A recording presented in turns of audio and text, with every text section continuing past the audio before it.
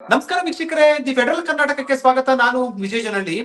ಅಂಗನವಾಡಿ ಕಾರ್ಯಕರ್ತರಿಗೆ ಸಾಕಷ್ಟು ಸಮಸ್ಯೆಗಳು ಇರುವಂತದ್ದು. ಸರ್ಕಾರದ ಒಂದಷ್ಟು ನಿರ್ಧಾರಗಳ ಹಿನ್ನೆಲೆಯಲ್ಲಿ ಅಂಗನವಾಡಿ ಕಾರ್ಯಕರ್ತೆಯರು ಮಾರ್ಚ್ 2ರಿಂದ ಪ್ರತಿಭಟನೆಗೆ ಮುಂದಾಗಿರುವಂತದ್ದು. ಯಾಕಂದ್ರೆ ಮಕ್ಕಳನ್ನ ನೋಡಿಕೊಳ್ಳುವಂತಹ ಜವಾಬ್ದಾರಿ ಅವ್ರ ಮೇಲೆ ಇರುವಂತದ್ದು.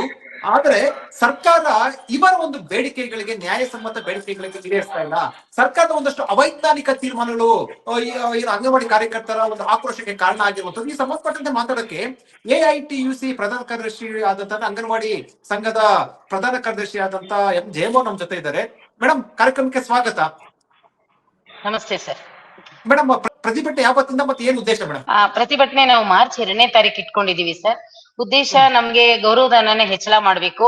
ಹಾಗೆ 2011ರಿಂದ ಏನು ಗ್ರಾಚ್ಯುಟಿಯನ್ನ ಕೊಡ್ಬೇಕು ಬಾಕಿ ಇತ್ತು, ಅದನ್ನ ನೀವು ಕೊಡ್ಬೇಕಂತ ಹೇಳಿ ಹಲವಾರು ಹೋರಾಟಗಳನ್ನ ಮಾಡಿದ್ವಿ. ನಮ್ಗೆ ಮಾತನ್ನು ಕೂಡ ಕೊಟ್ಟಿದ್ರು. 2011ರಿಂದ 23 ಮಾರ್ಚ್ ಅವ್ರಿಗೆ ಏನ್ ಬಾಕಿ ಇದೆ ಅವ್ರಿಗೆ ನೀವು ಗ್ರಾಚ್ಯುಟಿಯನ್ನ ಜಾರಿ ಮಾಡ್ಲೇಬೇಕಂತ ಹೇಳಿ. ಹಾಗೆ BLO ಇಂದ ಒತ್ತಾಯ ಪೂರ್ವಕವಾಗಿ BLO ಮಾಡ್ಲೇಬೇಕಂತಾರೆ. ಅಂಗನವಾಡಿ ಮಕ್ಕಳನ್ನ, ಪುಟ್ಟ ಮಕ್ಕಳ ಜೊತೆ ಮೊಬೈಲ್ ಅಲ್ಲಿ ಹೋಗಿ ನಾವು ಇದನ್ನ ಮಾಡ್ಬೇಕಾಗತ್ತೆ. BLO ಮಾಡ್ಬೇಕು. ಆ ಕೆಲ್ಸ ಮುಗಿಸ್ಕೊಂಡು ಹೋಗಿ ಮಾಡ್ಲಿಕ್ಕೂ ಆಗ್ತಿಲ್ಲ. 60 ವರ್ಷ 50 ವರ್ಷ ಆದವ್ರು ಎಲ್ಲ ಮೊಬೈಲ್ ನ ಬಳಸಕ್ ಆಗದೆ ಇರ್ತಕ್ಕಂತ ಪರಿಸ್ಥಿತಿಯಲ್ಲಿ ಇದ್ದಾರೆ. ಎಲ್ಲರನ್ನು ಇವರು BLO ತಗೊಂಡು ನಿಮ್ಮನ್ನ ಕೆಲಸದಿಂದ ತೆಗಿತೀವಿ ಅಂತ DC ಆರ್ಡರ್ ಅಂತ ಹೇಳಿ ತುಂಬಾ ಎದುರಿಸಿ ನೋಟಿಸ್ ಗಳನ್ನ ಕೊಟ್ಟು ಕೆಲಸ ಮಾಡ್ಸಕ್ ಹೊರಟಿದ್ದಾರೆ. ಅದು ಆಗೋದಿಲ್ಲ. ಯಾರಿಗಾಗುತ್ತೋ ಅವ್ರು ಮಾಡ್ತಾರೆ. ಆಗದೆ ಇರ್ತಕ್ಕಂಥವ್ರನ್ನ ಕೈ ಬಿಡ್ಬೇಕು. ಇವತ್ತೆಷ್ಟೋ ಇಲಾಖೆಗಳಲ್ಲಿ ಮತ್ತೆ ಮಹಿಳಾ ಇವರಿದ್ದಾರೆ, ವಿದ್ಯಾರ್ಥಿಗಳಿದ್ದಾರೆ, ಮಹಿಳಾ ಸಂಘಗಳಿದಾವೆ, ಇವ್ರಿಗೆಲ್ಲ ಕೊಟ್ಟು ಮಾಡಿಸ್ಬೇಕು. ಬರೀ ಅಂಗನವಾಡಿ ಕಾರ್ಯಕರ್ತೆಯನ್ನ ಮಾಡ್ಲೇಬೇಕಂತ ಒತ್ತಾಯವನ್ನ ಕೈ ಬಿಡ್ಬೇಕು ಅಂತ ಹೇಳಿ ನಮ್ ಬಹುಮುಖ್ಯವಾದ ಸರ್. ಹಾಗೆ ಇವತ್ತೇನು ಅಡ್ಗೆ ಪೌಷ್ಟಿಕಾಹಾರಕ್ಕೆ 50 ಪೈಸೆ ಒಂದ್ ಮಗುಗೆ ಕೊಡ್ತಾರೆ ಸರ್, ತರಕಾರಿ ಹಣ. ಒಂದು ಮಗುಗೆ 50 ರೂಪಾಯಿ, 50 ಪೈಸೆ. ಆದ್ರೆ ಏನ್ ಹೇಳತ್ತೆ, ನಾವು ಅದನ್ನ ಕೇಳ್ತಾನೆ ಇದ್ದೀವಿ, 50 ಪೈಸೆ ಸಾಕಾಗೋದಿಲ್ಲ ಅಂತ.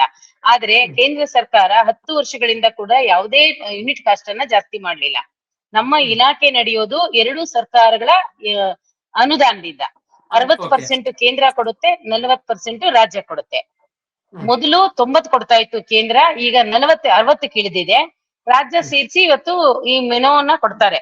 ಒಂದು ಮಗುಗೆ ಒಂದು ದಿನಕ್ಕೆ 8 ರೂಪಾಯಿ ಊಟ ಕೊಡೋ ರೀತಿ. ಅದನ್ನ ಇವರು ಕ್ಯಾಲ್ಕುಲೇಷನ್ ಮಾಡಿ ಇವತ್ತಿನ ಬೆಲೆ ಏರಿಕೆ ತುಂಬಾ ಇರೋದ್ರಿಂದ ನಾವು ಇಷ್ಟೇ ಕೊಡ್ಲಿಕ್ಕೆ ಆಗತ್ತೆ ಅಂತ ಹೇಳಿ ಈಗ 50 ಪೈಸೆನ 2022ರಿಂದ ಕೂಡ ಕೊಡ್ತಾ ಇದ್ದಾರೆ ಸರ್, 23ರಿಂದ. 50 ಪೈಸೆ ಅಂದ್ರೆ ತರಕಾರಿಗೆ ಒಂದು ವಿದ್ಯಾರ್ಥಿಗೆ 50 ಪೈಸೆ ತರಕಾರಿಗೆ ಮೇಡಮ್?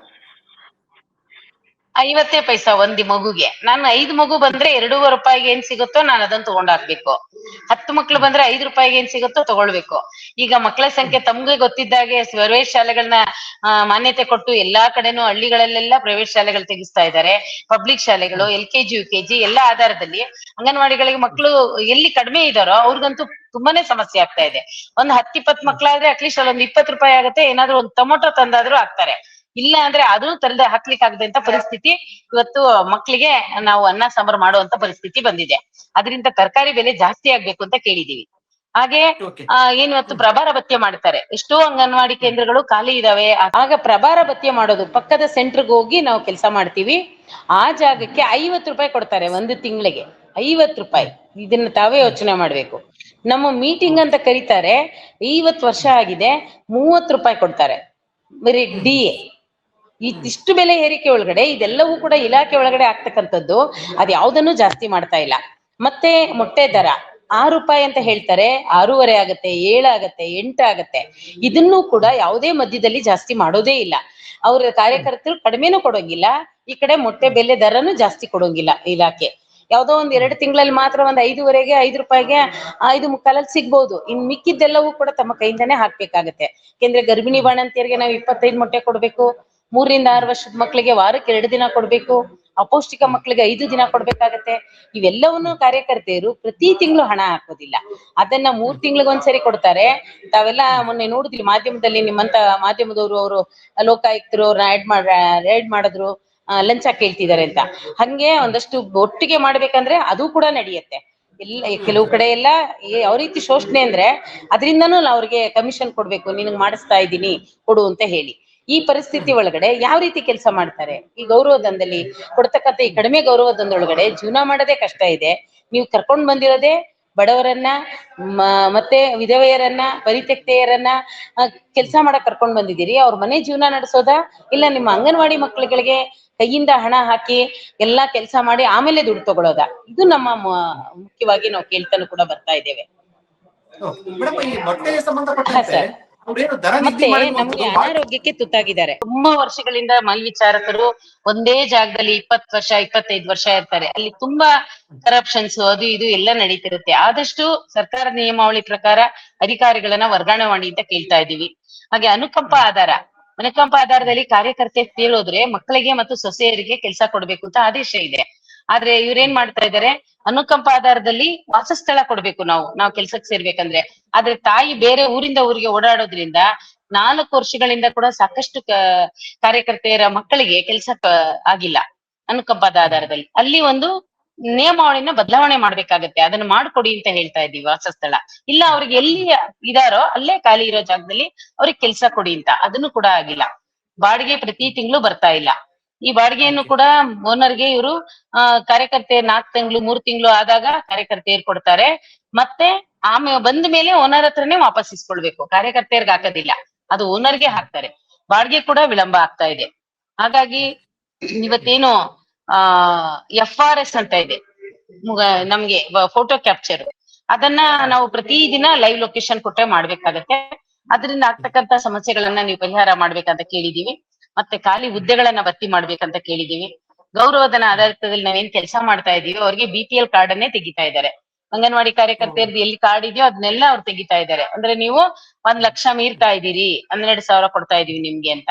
ಆದ್ರೆ ಇದು ಯಾವ ನಿಯಮಾವಳಿ ಪ್ರಕಾರ ಇವತ್ತಿನ ಬೆಲೆ ಏರಿಕೆ ತಕ್ಕನಾಗೆ BPL ಕಾರ್ಡಿನ ದರ ಕೂಡ ಹೆಚ್ಚಳ ಆಗ್ಬೇಕು ಅಂತ ನಾವು ಸರ್ಕಾರದಲ್ಲಿ ಕೇಳ್ಕೊಳ್ತಾ ಇದೀವಿ. ಯಾಕೆಂದ್ರೆ ಯಾವತ್ತೋ ಕಾಲದಲ್ಲಿ BPLಗೆ ಮಾನದಂಡನ ತಗೊಂಡ್ ಬಂದಿರೋದು 11,000. ಇವತ್ತಿನ ಬೆಲೆ ಏರಿಕೆಗೆ BPLಗೆ ಮಾನದಂಡ ತರಬೇಕಲ್ವೇ ಸರ್ಕಾರ? ಯಾಕೆಂದ್ರೆ ಮಾನವ ಸಂಪನ್ಮೂಲನ ರಕ್ಷಣೆ ಮಾಡ್ತಕ್ಕಂಥ ಕೇಂದ್ರ ಸರ್ಕಾರ ಕೂಡ 10 ವರ್ಷದಿಂದ ಒಂದೇ ₹1 ನಮ್ಗೆ ಗೌರವಧನನು ಹೆಚ್ಚಳ ಮಾಡ್ಲಿಲ್ಲ. ಮತ್ತೆ ಮಕ್ಕಳಿಗೆ ಗರ್ಭಿಣಿ ಬಾಣಂತಿಯರು ಕೊಡ್ತಕ್ಕಂಥ ಯೂನಿಟ್ ಕಾಸ್ಟ್ ಜಾಸ್ತಿ ಕೊಡ್ತಾ ಇಲ್ಲ, ಅನುದಾನವನ್ನು ಕಡಿಮೆ ಮಾಡಿದೆ. ಅದರ ವಿರುದ್ಧವಾಗಿ ಕೂಡ ನಾವು ಏಪ್ರಿಲ್ ತಿಂಗಳಲ್ಲಿ ಹೋರಾಟವನ್ನ ದೆಹಲಿಯಲ್ಲೂ ಹಮ್ಮಿಕೊಂಡಿದ್ದೇವೆ. ಅದರಿಂದ ನಮಗೆ ಬಹುಮುಖ್ಯವಾಗಿ ನಮ್ಗೆ ಗೌರವಧನ ಹೆಚ್ಚಳ ಮಾಡ್ಬೇಕು, ಮತ್ತೆ ಗ್ರಾಚ್ಯುಟಿಯನ್ನ ಕೊಡ್ಬೇಕು, ಈ ತರಕಾರಿ ಭತ್ಯೆಯನ್ನ ಹೆಚ್ಚಳ ಮಾಡ್ಬೇಕು. ಹೇಳಿ ಮೇಡಮ್, ಈಗ ನೀವು ಹಲವು ಬಾರಿ ಪ್ರತಿಭಟನೆ ಮಾಡಿದ್ದೀರಾ, ಹಲವು ಬಾರಿ ಪ್ರತಿಭಟನೆ ಮಾಡಲಾಗಿದೆ. ಈಗ ಮಾರ್ಚ್ 2ನೇ ತಾರೀಕು ಸರ್ಕಾರಕ್ಕೆ ನೀವೇನಾದ್ರು ಗಡುವು ಕೊಡ್ತೀರಾ, ಅಥವಾ ನಿಮ್ ಮುಂದಿನ ಹೋರಾಟ ಬರೀ ಕೇವಲ ಪ್ರತಿಭಟನೆ ಆಗಿರುತ್ತಾ? ಯಾವ ರೀತಿ ಹೋರಾಟ ಇರುತ್ತೆ? ಇಲ್ಲ ಸರ್, ನಮಗೆ ಈ ಒಂದು ನಾವೀಗ ಆಲ್ರೆಡಿ ಈ ಒಂದು ಮನವಿಯನ್ನ ನಾವು ಆಲ್ರೆಡಿ 15 ದಿವಸ ಮೊದ್ಲೇ ಕೊಟ್ಟಿದ್ದೇವೆ. ಕೆಲವೆಲ್ಲ ಇಲಾಖೆಯಿಂದ ಆಗ್ತಕ್ಕಂತ ಬೇಡಿಕೆಗಳನ್ನ ಅವ್ರು ಈಡೇರಿಸಲೇಬೇಕು. ಜೊತೆಗೆ ಇವತ್ತೇನು ಮಾರ್ಚ್ ಬಜೆಟ್ ಮುನ್ನಾನೆ ಕೊಟ್ಟು ನಾವು ಮಾತಾಡ್ತಾ ಇದೀವಿ. ಬಜೆಟ್ ಒಳಗಡೆ ಗೌರವಧನ ಬೆಲೆ ಏರಿಕೆನಲ್ಲಿ ಆಗ್ಲೇಬೇಕು. ಆಗದೆ ಇದ್ರೆ ನಾವು ಮುಂದೆ ನಿರಂತರವಾದ ಹೋರಾಟಕ್ಕೆ ಬರ್ತೀವಿ ಅಂತಾನೆ ಹೇಳ್ಬೇಕಾಗಿದೆ. ಯಾಕಂದ್ರೆ ಬಜೆಟ್ ಮುನ್ನ ಮಾಡ್ತಾ ಇರೋದ್ರಿಂದ ನಾವು ಅದೇ ಬಜೆಟ್ ಮಾಡ್ತೀವಿ ಅಂತ ಆಶ್ವಾಸನೆ ಕೊಡ್ತಾರೆ, ಬಂದು ಮನವಿ ತಗೊಳ್ತಾರೆ, ಅದನ್ನ ವೇಟ್ ಮಾಡ್ಬೇಕಾಗತ್ತೆ. ವೇಟ್ ಮಾಡಿ ಆಗ್ಲಿಲ್ಲ ಅಂದಾಗ ಮತ್ತೆ ನಾವು ಉಗ್ರವಾದ ಹೋರಾಟಕ್ಕೆ ಕೂರ್ತೀವಿ ಸರ್.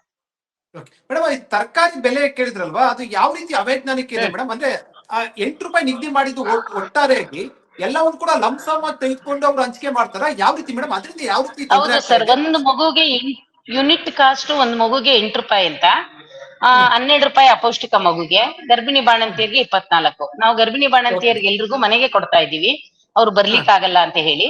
ಮಕ್ಕಳಿಗೆ ಮಾತ್ರ ತಯಾರಿಸ್ತಾರೆ, 3 ರಿಂದ 6 ವರ್ಷದ ಮಕ್ಳಿಗೆ ಮಾತ್ರ ನಮ್ಮ ಅಂಗನವಾಡಿ ಕಾರ್ಯಕರ್ತ ತಯಾರು ಮಾಡ್ತಾರೆ. ಆ ಮಗು 10 ಮಗು ಬಂದ್ರೆ 50 ಪೈಸೆಗೆ ₹10 ₹5 ತರಕಾರಿ ತಗೊಳ್ಬೇಕು. ಇದೇ ಸರ್ ಅವೈಜ್ಞಾನಿಕ. ₹5 ಏನ್ ತರಕಾರಿ ಬರುತ್ತೆ ಅಂತ ಅಧಿಕಾರಿ ಆಗ್ಲಿ ಸರ್ಕಾರ ಆಗ್ಲಿ ಯೋಚನೆ ಮಾಡ್ಬೇಕು. ಏನಾಗ್ತಾ ಇದೆ ಅಂದ್ರೆ ಇವತ್ತು ಅಂಗನವಾಡಿ ಒಳಗಡೆ ಮಾಡಿರ್ತಾರೆ, ಅಲ್ಲಿ ಒಂದು ಏನು ಲಾಯರ್ ಟೀಮ್ ಬರುತ್ತೆ, ಜಸ್ಟಿಸ್ ಟೀಮ್ ಬರ್ತಾರೆ, ಈ ಕಡೆ ಬೇರೆ ಇಲಾಖೆಯವ್ರು ಹೋಗ್ತಾರೆ, ಆಯುಕ್ತರು ಹೋಗ್ತಾರೆ, ಏನ್ ಅಡಿಗೆ ಮಾಡಿದ್ಯಾ ಅಂತ ನೋಡ್ತಾರೆ. ಅಲ್ಲಿ ತರಕಾರಿ ಇಲ್ಲ ಅಂದ್ರೆ ನೋಡಿ ಹೆಂಗಿದೆ ಅಂತ ತೋರಿಸ್ತಾರೆ. ಅದಕ್ ಕಾರಣಕರ್ತರು ಯಾರು? ಕಾರ್ಯಕರ್ತೆ ಎಲ್ ತರ್ತಾಳೆ? ಒಂದು ದಿನ ಹಬ್ಬ ಮಾಡೋಣ, ಯಾರ ಹತ್ರ ಆದ್ರೂ ಇಸ್ಕೊಂಡು, ಪ್ರತಿ ದಿನಾನು ಯಾರ ಹತ್ರ ಹೋಗೋಣ ಕೇಳೋದಿಕ್ ನಾವು? ಇವತ್ ಯಾರು ಬೆಳೀತಾ ಇದಾರೆ, ಯಾವ್ದೋ ಹಳ್ಳಿ ಇದೆ, ಅಲ್ಲೇನಾದ್ರೂ ಒಂದ್ಸಲ ತಗೊಳ್ಬೋದು. ಮತ್ ಕೈ ತೋಟ ಅಂತ ಹೇಳ್ತಾರೆ, ಕೈ ತೋಟ ಮಾಡ್ಲಿಕ್ಕೆ ಎಲ್ಲಿದೆ ಸರ್ ಜಾಗ ಎಲ್ಲಿರುತ್ತೆ? ಜೊತೆಗೆ ಅದನ್ನ ನಿರ್ವಹಣೆ ಮಾಡ್ತಕ್ಕಂಥವ್ರು ಎಲ್ಲಿದ್ದಾರೆ? ಸಹಾಯಕಿಯರಿಗೆ ಕೊಡೋದು 6,500 ಸರ್. ಇವ್ರ ಕೈ ತೋಟ ಮಾಡೋದಕ್ ಜಾಗ ತೋರಿಸ್ಬಿಟ್ಟು ಕೈ ತೋಟ ಮಾಡ್ತಾ ಕೂತ್ರೆ ಅವಳು ಹೊಟ್ಟೆ ಜೀವನ, ಅವಳು ಈ ಕೆಲ್ಸ ಮುಗಿಸ್ಕೊಂಡು ಇನ್ನೊಂದ್ ಕೂಲಿ ಮಾಡೋದಕ್ ಹೋಗ್ಬೇಕಾಗತ್ತೆ. ಈ ರೀತಿ ತುಂಬಾ ಶೋಷಣೆ ತರ್ತಾ ಇದ್ದಾರೆ. ₹5,000 ಹಾಕ್ತಾರೆ ಕೈ ತೋಟ ಮಾಡಿ ಅಂತ ಹೇಳಿ, ಅದನ್ನ ವಾಪಸ್ ತಗೊಳ್ತಾರೆ. ಮತ್ತೆ ಅವ್ರು ಯಾರನ್ನೋ ಕಳಿಸಿ ಒಂದ್ ಬೀಜ ನಡೆಸ್ಬಿಟ್ಟು ಹೊರಟೋಗ್ಬಿಡ್ತಾರೆ. ಅದಕ್ ನೀರ್ ಎಲ್ಲಿ ತಗೊಂಡ್ ಬರೋದು ಈ ಬೇಸಿಗೆ ಕಾಲದಲ್ಲಿ? ಇವೆಲ್ಲವೂ ಅಲ್ಲದೆ ನೀವೇನಿದೆ ಎರಡೂ ಸರ್ಕಾರಗಳು ಸೇರಿ ಇವತ್ತು ಮಾನವ ಸಂಪನ್ಮೂಲವನ್ನ ಸದೃಢ ಮಾಡ್ಬೇಕಂದ್ರೆ ಒಂದು ಅಂಗವಿಕಲತೆಯನ್ನ ಹೋಗ್ಲಾಡಿಸ್ಬೇಕು, ಮತ್ತೆ ಗರ್ಭಿಣಿ ಬಾಣಂತಿಯರ ಮರಣವನ್ನ ಮಾಡ್ಬೇಕು, ಪೌಷ್ಟಿಕವಾದ ಮಕ್ಕಳಿರ್ಬೇಕು, ಈ ಸದೃಢ ಜನತೆ ಕೊಡ್ಬೇಕು ಅಂತ ಅವತ್ತು ICDS ಬಂದಂತದ್ದು. ಇದನ್ನ ಇವರು ಮೊಟಕುಗೊಳಿಸ್ತಾ ಹೋಗ್ತಾ ಇದ್ದಾರೆ. ಎಲ್ಲಿಗೆ ಯಾವ ರೀತಿ ಬಹುಮುಖ್ಯವಾಗಿ ಸಮಾಜಕ್ಕೆ ಬೇಕಾಗಿರೋದು ಆಹಾರ, ಆರೋಗ್ಯ, ವಿದ್ಯೆ, ಈ ಮೂರನ್ನ ಸರ್ಕಾರಗಳು ಒತ್ತು ಕೊಡ್ಬೇಕು. ಅದಕ್ಕೆ ಅನುದಾನಗಳನ್ನ ಹೆಚ್ಚಿಕೊಡ್ಬೇಕು. ಅದು ಬಿಟ್ಟು ಕೇಂದ್ರ ಸರ್ಕಾರ ಅನುದಾನವನ್ನೇ ಕಡಿಮೆ. ಈಗ ಒಂದು ಪ್ರತಿ ಮಗುಗೆ ಆಹಾರಕ್ಕಾಗಿ ಎಷ್ಟು ಕೊಡ್ಬೇಕು ಅಂತ ನಿಮ್ಮ ಬೇಡಿಕೆ ಮೇಡಮ್? ಸರಿ, ಈಗ ನೋಡಿ, ಆಹಾರ ಗ್ರಾಮ್ಗಳು ಕೂಡ ಕಡಿಮೆ ಆಗಿದೆ. ತಮ್ಗೆ ಒಂದು ಮೆನೋನೇ ಇದೆ. ಆಹಾರ ಗ್ರಾಮ 100 ಗ್ರಾಮ್ 50 ಗ್ರಾಮ್ ಅಕ್ಕಿ ಅಂದ್ರೆ ಮತ್ತೆ 10 ಗ್ರಾಮ್ ಬೇಳೆ, ಈ ರೀತಿ ಇದೆ. ಅಂದ್ರೆ ಅಷ್ಟೊಳಗಡೆ ಇಷ್ಟು ಮಾಡಿದಾಗ ಮಗುಗೆ ಏನ್ ಸಾಲತ್ತೆ? ಬೇಳೆ ಕಾಳು ಆದ್ರೂ ಕೂಡ ತರಕಾರಿ ಅಂತೂ ಬೇಕೇ ಬೇಕಾ? ತರಕಾರಿ ಇಲ್ದೇ ಇದ್ರೆ ಅಲ್ಲಿ ತರಕಾರಿಗೆ 50 ಪೈಸೆ ಕೊಡ್ತೀರಿ, ನಾನ್ ಕೊತ್ತಂಬರಿ ತಗೊಳಕ್ಕೂ ಅಕ್ಕಿಗೆ ಆಗೋದಿಲ್ಲ, ಈರುಳ್ಳಿ ತಗೊಂಡು ಹಾಕಕ್ಕಾಗಲ್ಲ. ಏನ್ ತರಕಾರಿ ಸರ್ ಕೊಡೋಣ ನಾವು? ಇವತ್ತಿನ ಬೆಲೆ ತಕ್ಕನಾಗ ಜಾಸ್ತಿ ಮಾಡ್ಬೇಕಲ್ವಾ ಸರ್? ಯೂನಿಟ್ ಕಾಸ್ಟ್ ಜಾಸ್ತಿ ಕೊಡ್ಬೇಕಲ್ಲ. ಈಗ ನೋಡಿ, ಗೋಧಿ ಕೊಡ್ತಾ ಇದಾರೆ. ಇಡೀ ದೇಶದೊಳಗಡೆ ಏನ್ ಹೇಳ್ತಾ ಇದೆ ಕೇಂದ್ರ ಸರ್ಕಾರ? ಇಲ್ಲ, ಗೋಧಿನ ನೀವು ಪರ್ಚೇಸ್ ಮಾಡ್ಬೇಕು ಅಂತ ಹೇಳ್ಬಿಟ್ಟಿದ್ದಾರೆ. ಈಗ ಇವ್ರೇನ್ ಮಾಡ್ತಾ ಇದಾರೆ? ಇಲ್ಲ, ಕೇಂದ್ರ ಸರ್ಕಾರದಲ್ಲಿ ಗೋಧಿ ಪರ್ಚೇಸ್ ಮಾಡುವಂತಿದೆ ಅಂದ್ರೆ ನಮ್ಮ ರಾಜ್ಯದಲ್ಲಿ ದಕ್ಷಿಣ ಭಾರತಕ್ಕೆ ಗೋಧಿ ಆಹಾರ ನಮ್ಮ ಮಕ್ಕಳಿಗೆ ಉಪಯೋಗ ಇದೆಯಾ? ಯಾವ ರೀತಿ ಆದ ಆಹಾರ? ಆಕ್ಚುಲಿ ಎಲ್ಲಿ ಜಿಲ್ಲಾ ಮಟ್ಟದೊಳಗಡೆ ನಮ್ಮ ಆಹಾರದ ಕ್ರಮ ಏನಿದೆಯೋ ಅಲ್ಲಿ ಆಯಾ ರೀತಿ ಬರುತ್ತೆ. ಈಗ ಆಂಧ್ರದಲ್ಲಿ ಒಂದ್ ರೀತಿ ಇದೆ, ತಮಿಳ್ನಾಡಲ್ಲಿ ಒಂದ್ ರೀತಿ ಇರುತ್ತೆ. ಹಾಗೆ ನಮ್ಮ ಕರ್ನಾಟಕ ರಾಜ್ಯದಲ್ಲಿ ನಾವೇನ್ ಬಳಸ್ತೀವೋ, ಮಕ್ಕಳು ಗೋಧಿ ನುಚ್ಚಿನ ಇದನ್ನ ತಿಂತಾ ಇಲ್ಲ. ಈ ರೀತಿ ಎಲ್ಲ ಸಮಸ್ಯೆಗಳಾಗ್ತಾ ಇದೆ. ಅದನ್ನ ಕೊಂಡ್ಕೊಳ್ಬೇಕು ಅಂತ ಹೇಳ್ತಾ ಇರೋದು ಕೇಂದ್ರ ಸರ್ಕಾರ. ನಮ್ಗೆ ಮೋದಿಜಿ ಅವರು ಮತ್ತೆ ಅನ್ನಪೂರ್ಣಾ ದೇವಿ ಅವರು ಏನ್ ಒಂದು ಬಿಡಿಗಾಸನ್ನ ಇದ್ರ ಬಗ್ಗೆ ಇಲ್ಲ.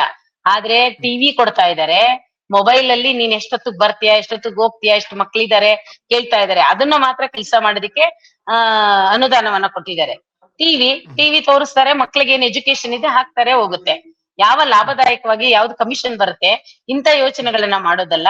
ಅಲ್ಲಿ ಕೆಲಸ ಮಾಡತಕ್ಕಂತ ಕಾರ್ಮಿಕರಿಗೆ ಸಂಬಳ ಕೊಡ್ಬೇಕು. ಆ ಮಕ್ಕಳಿಗೆ ಯಾವ ರೀತಿಯಾದ ಪೌಷ್ಟಿಕಾಂಶಕ್ಕೆ ಹಣ ಬಿಡುಗಡೆ ಮಾಡ್ಬೇಕು. ಹೆಚ್ಚು ಪೌಷ್ಟಿಕಾಂಶವಾದ ಯಾವ ಆಹಾರವನ್ನ ಕೊಡ್ಲಿಕ್ಕಾಗತ್ತೆ ಅಂತ. ಇವ್ರು ಕೊಡೋ ಆಹಾರದೊಳಗಡೆ ಗೋಧಿ ತಗೊಳಕಾಗತ್ತೆ. ಅದರಿಂದ ಅಧಿಕಾರಿಗಳು ಏನ್ ಮಾಡ್ತಾರೆ? ಇಲಾಖೆ ಹೆಚ್ಚು ಹಣ ಇಲ್ಲದೆ ಇರೋದ್ರಿಂದ ಮೇಡಮ್ ಮೊಟ್ಟೆ ಸಂಬಂಧಪಟ್ಟಂತ ಹೇಳ್ತಾರೆ, ಮೊಟ್ಟೆ ಖರೀದಿ ಮಾಡ್ಬೇಕಾದ್ರೆ ಒಂದಷ್ಟು ಕಮಿಷನ್ ಕೇಳ್ತಾರೆ ಅಂತ. ಯಾವ ರೀತಿ ಮೇಡಮ್ ಅದು ಸ್ವಲ್ಪ ವಿವರಿಸ್ಬೋದಾ? ಅಲ್ಲ, ಈಗ ಏನ್ ಹೇಳ್ತಾರೆ ಅಂದ್ರೆ, ಮೊನ್ನೆ ತಾವೇ ನೋಡಿದ್ರಿ ಮೀಡಿಯಾಗಳಲ್ಲೆಲ್ಲ, ಲೋಕಾಯುಕ್ತರು ಬಂದ್ ರೈಡ್ ಮಾಡಿದ್ರು ಅಂತ ಹೇಳಿ. ಏನಂದ್ರೆ, ಈಗ ಮೊಟ್ಟೆ ಹಣ 3 ತಿಂಗಳಿಗೆ 4 ತಿಂಗಳಿಗೆ ಮಾಡ್ತಾರೆ. ಪಾಪ ಕೈಯಿಂದ ಹಾಕಿ ಕೆಲಸ ಮಾಡಿರ್ತಾರೆ ಕಾರ್ಯಕರ್ತರು.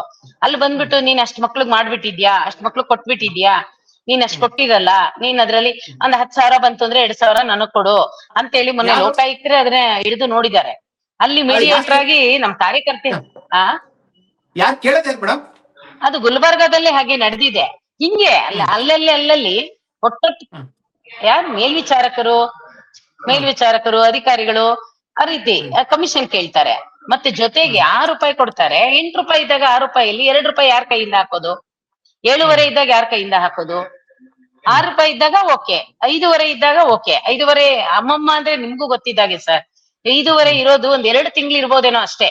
5.5 ಆಮೇಲೆ ಎಲ್ಲವೂ ಯಾವಾಗ್ಲೂ ಜಾಸ್ತಿನೇ ಇರುತ್ತೆ ಮೊಟ್ಟೆ. ಮಕ್ಕಳಿಗೆ ರಕ್ಷಣೆಗೆ ಅಂತ ಕೊಡ್ತೀರಿ. ನಮ್ ಕಾರ್ಯಕರ್ತೆಯರು ಬಂದಿರೋದೇ ಗೌರವಧನಕ್ ಬಂದಿದ್ದಾರೆ, ಬಡವ್ರು ಬಂದಿದ್ದಾರೆ. ಕೈಯಿಂದ ಎಷ್ಟು ಅಂತ ಹಾಕಿ ಅವ್ರು ಕೆಲಸ ಮಾಡಕ್ಕಾಗತ್ತೆ? ಅವಾಗ ಏನ್ ಮಾಡ್ತಾರೆ? ಒಂದ್ ಮಗು ಕಡಿಮೆ ಕೊಡ್ಬೇಕು ಅಂತಾರೆ. ಕಡಿಮೆ ಕೊಟ್ಟಾಗ ಏನಾಗತ್ತೆ? ಇಶ್ಯೂ ಮಾಡ್ತಾರೆ, ಇಲ್ಲಿ ಮೊಟ್ಟೆ ಕೊಡ್ತಾ ಇಲ್ಲ, ಇವ್ರು ಕಡಿಮೆ ಕೊಡ್ತಾ ಇದಾರೆ, ತಿಂತಾ ಇದಾರೆ ಅಂತ ಮತ್ ತಮ್ಮ ಕಾರ್ಯಕರ್ತೆಯನ್ನೇ ಕಳ್ಳಿ ಮಾಡ್ತಾ ಇದ್ದಾರೆ. ಸರ್ಕಾರದ ವೈಫಲ್ಯನ ನೋಡ್ತಾ ಇಲ್ಲ. ಇದು ದೊಡ್ಡ ಸಮಸ್ಯೆ ಆಗಿದೆ. ಹಾಗಾಗಿ ಗೌರವಧನ, ಇದರಿಂದ ಗೌರವಧನ ನಮ್ಗೆ ಹೆಚ್ಚಳ ಮಾಡ್ಬೇಕು. ಮತ್ತೆ 2011ರಿಂದ ಸರ್ ಇವರು 350 ರೂಪಾಯಿ 120 ರೂಪಾಯಿ ಕೊಡುವಾಗಿಂದ ಏನು ಪೆನ್ಷನ್ನೇ ಇಲ್ಲ ಸರ್. ಆ ರೀತಿ ಇವತ್ತು ಪೆನ್ಷನ್ನೇ ಇಲ್ಲ. ನಾವು ಮನೆಗೆ ಹೋದ್ರೆ ಭಿಕ್ಷೆ ಬಿಡ್ತಾ ಇದಾರೆ ಕಾರ್ಯಕರ್ತರು. ಪೆನ್ಷನ್ ಸ್ಕೀಮ್ ಅನ್ನೇ ಅಬಾಲಿಷ್ ಮಾಡ್ತಾ ಇದೆ ಸರ್ಕಾರಗಳು. ಖಂಡಿತ ಒಳ್ಳೇದಲ್ಲ.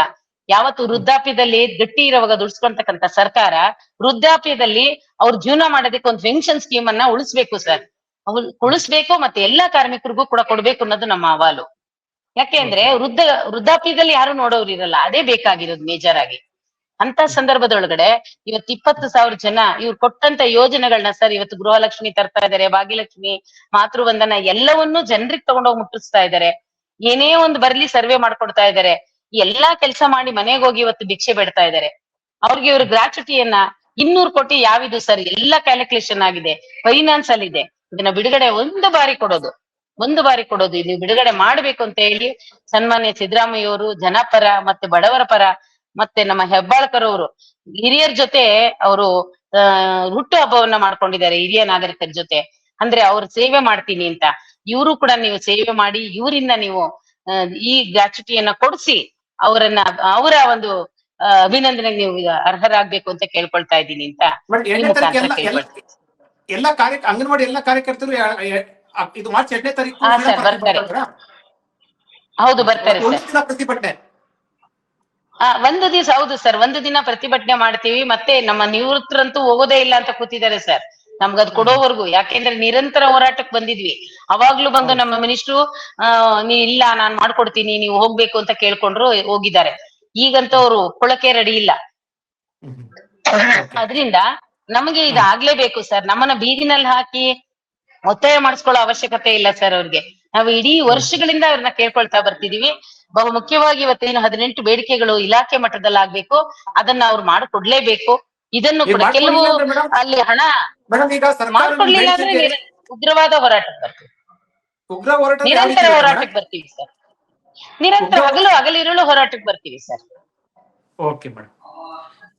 ಹಗಲಿರುಳು ಹೋರಾಟಕ್ಕೆ ಬರ್ತೀವಿ ಕೊಡೋರು. ಹಾ ಓಕೆ, ಥ್ಯಾಂಕ್ ಯು ಮೇಡಮ್, ನಮ್ ಜೊತೆ ಮಾತಾಡಲಿಕ್ಕೆ. ಬಜೆಟ್ ಮುನ್ನ ಮಾಡ್ತಾರೆ. Okay sir. ಬಜೆಟ್ ಒಳಗಡೆ ಮಾಡಿ ಅಂತ ನೀವು ಗಡುವು ಕೊಡ್ತಾ ಇದ್ದೀರಾ? ಖಂಡಿತ ಬಜೆಟ್ ಅಲ್ಲಿ ಮಾಡ್ಬೇಕು ನೀವು ಅಂತ ಕೇಳ್ಕೊಳ್ತಾ ಇದೀವಿ. ಕೇಂದ್ರ ಬಜೆಟ್ ಆದ್ಮೇಲೆ ಮಾಡೋದಕ್ಕೆ, ಬಜೆಟ್ ಆದ್ಮೇಲೆ ಮಾಡ್ಲಿಲ್ಲ ಅಂದ್ರೆ ಬಜೆಟ್ ಆದ್ಮೇಲೆ ಮತ್ತೆ ಹೋರಾಟಕ್ಕೆ ಬರ್ತೀವಿ ಸರ್. ನಾವು ಕೇಂದ್ರ ಸರ್ಕಾರದಲ್ಲೂ ಮುಂದಿನ ತಿಂಗಳು ಏಪ್ರಿಲ್ ಅಲ್ಲಿ ಈ ನಿರಂತರ ಹೋರಾಟ ಇಟ್ಕೊಂಡಿದೀವಿ ಸರ್. 20, 21, 22, 23ಕ್ಕೆ. ಯಾಕೆಂದ್ರೆ ಕೇಂದ್ರ ಸರ್ಕಾರ ತುಂಬಾ ನಮ್ಮ ICDS ಅನ್ನ, ನಮ್ಮ ಮಹಿಳಾ ಮತ್ತು ಮಕ್ಕಳ ಅಭಿವೃದ್ಧಿ ಇಲಾಖೆಯನ್ನ ನಿಷ್ಕ್ರಿಯ ಮಾಡ್ತಾ ಇದೆ. ಅದಕ್ಕೆ ಹಣ ಕೊಡ್ತಾ ಇಲ್ಲ. ನಮ್ಗೆ 1 ಪೈಸೆನೂ ಜಾಸ್ತಿ ಮಾಡಿಲ್ಲ ಸರ್. ಬರೀ 4,500 ದುಡಿಸ್ಕೊಳ್ತಾ ಇದಾರೆ ಕೇಂದ್ರ ಸರ್ಕಾರ. ಇಡೀ ದೇಶದ ಮಹಿಳೆ. ಕೇಂದ್ರ ಸರ್ಕಾರ ಕೇಳಿದ್ರೆ ರಾಜ್ಯದ ಮೇಲೆ ಹೇಳುವಂಥದ್ದು, ರಾಜ್ಯ ಸರ್ಕಾರ ಕೇಳಿದ್ರೆ ಕೇಂದ್ರದ ಮೇಲೆ ಹೇಳುವಂಥದ್ದು, ಇದೇ ರೀತಿ. ಹೌದು, ಅದರಿಂದ ನಮ್ಗೆ ಖಂಡಿತ ಸರ್, ನಮ್ಗೆ ಕೇಂದ್ರನೇ ಇದು ಕೇಂದ್ರದ್ದೇ ನಮ್ದು ಯೋಜನೆ ಆಗಿರೋದ್ರಿಂದ ಕೇಂದ್ರ ನಮ್ಗೆ ಹೆಚ್ಚು ಒತ್ತು ಕೊಡ್ಬೇಕು. ಕೇಂದ್ರಕ್ಕೆ ತಾವು ಹೆಚ್ಚು, ಕೇಂದ್ರದ MP ಗಳಿಗೆ ಇವ್ರಿಗೆಲ್ರಿಗೂ ಕೂಡ ತಾವು ಮಾತಾಡ್ಬೇಕು ಅಂತ ಕೇಳ್ಕೊಳ್ತೀವಿ ಸರ್. Thank you madam. ವೀಕ್ಷಕರೇ, ಇದು ಅಂಗನವಾಡಿ ಕಾರ್ಯಕರ್ತೆಯರು ಸರ್ಕಾರಕ್ಕೆ ಗಡುವನ್ನ ಕೊಟ್ಟಿರುವಂತದ್ದು. ಮಾರ್ಚ್ 2ನೇ ತಾರೀಕು ಪ್ರತಿಭಟನೆ, ಒಂದು ದಿನ ಪ್ರತಿಭಟನೆ ಮಾಡ್ತೀವಿ. ವಿವಿಧ ಬೇಡಿಕೆಗಳ ಈಡೇರಿಕೆಗೆ ಆಗ್ರಹಿಸಿ ಅದರಲ್ಲಿ ವೇತನ ಪರಿಷ್ಕರಣೆ, ಅದರ ಜೊತೆಗೆ ಏನು ಮಕ್ಕಳಿಗೆ ಕೊಡುವಂತಹ ಆಹಾರ ಧಾನ್ಯಗಳ ಸಂಬಂಧಪಟ್ಟಂತೆ ಏನು ದರ ಇದೆ ಅದನ್ನ ಹೆಚ್ಚಳ ಮಾಡುವಂತದ್ದು ಸೇರಿದಂತೆ ಹಲವು ಬೇಡಿಕೆಗಳ ಈಡೇರಿಕೆಗೆ ಆಗ್ರಹಿಸಿ ಪ್ರತಿಭಟನೆಯನ್ನ ಮಾಡ್ತಾ ಇರುವಂತದ್ದು. ಒಂದು ವೇಳೆ ಬಜೆಟ್ ನಲ್ಲಿ ಘೋಷಣೆ ಮಾಡಲಿಲ್ಲ ಅಂತಂದ್ರೆ, ಅಂದ್ರೆ ಮಾರ್ಚ್ 6ನೇ ತಾರೀಕು ಬಜೆಟ್ ನಡೆಯುವಂಥದ್ದು, ಅವತ್ತು ನಮ್ಮ ಬೇಡಿಕೆಗಳ ಈಡೇರಿಕೆ ಸಂಬಂಧಪಟ್ಟಂತೆ ಘೋಷಣೆ ಮಾಡಲಿಲ್ಲ ಅಂತಂದ್ರೆ ಮುಂದೆ ಉಗ್ರ ಹೋರಾಟ ಮಾಡುವುದಾಗಿ ಎಚ್ಚರಿಕೆಯನ್ನು ಕೊಟ್ಟಿರುವಂತದ್ದು.